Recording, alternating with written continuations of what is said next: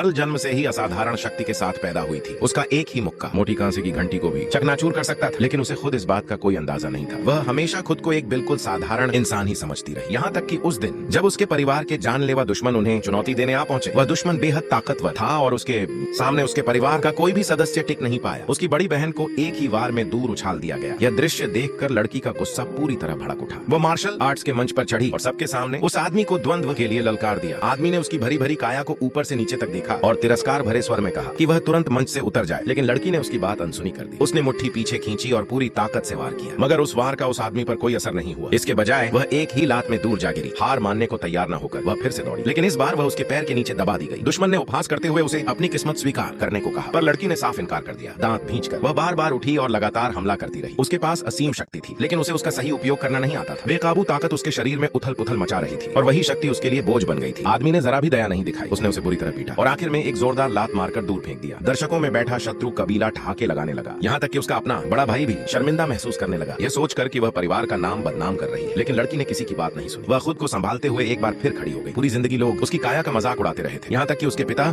ने भी कभी उसे स्वीकार नहीं किया। और आज इसी मार्शल आर्ट्स के मंच पर वह हर हाल में खुद को साबित करने वाली थी। उसकी जिद ने उस आदमी को पूरी तरह क्रोधित कर दिया। इस बार उसने अपनी पूरी ताकत झोंक दी। एक भीषण वार ने लड़की को हवा में उछाल दिया। अब उसका शरीर उस बेकाबू शक्ति को सहन नहीं कर पा रहा था और वह तेजी से फैलने लगा। उसके चारों ओर एक प्रचंड आभा फैल गई। जो हुआ उसने सभी को स्तब्ध कर दिया। मौत के कगार पर पहुंचकर लड़की ने आखिरकार अपने भीतर की शक्ति पर नियंत्रण पा लिया। आदमी को अपनी आंखों पर विश्वास नहीं हुआ। उसे लगा यह कोई छलावा है। वह पागलों की तरह फिर से हमला करने दौड़ा, लेकिन इस बार वह उसके कपड़ों को भी छू नहीं सका। लड़की ने बस हाथ उठाया और हल्का सा हथेली का वार किया। अगले ही पल वह आदमी जमीन में धंस गया। मौजूद हर व्यक्ति सन्न रह गया। तभी उन्हें एहसास हुआ कि जिस लड़की को अब तक मोटी और बेकार समझकर उसका मजाक उड़ाया जा रहा था, वह असल में एक महान मार्शल आर्ट्स गुरु थी।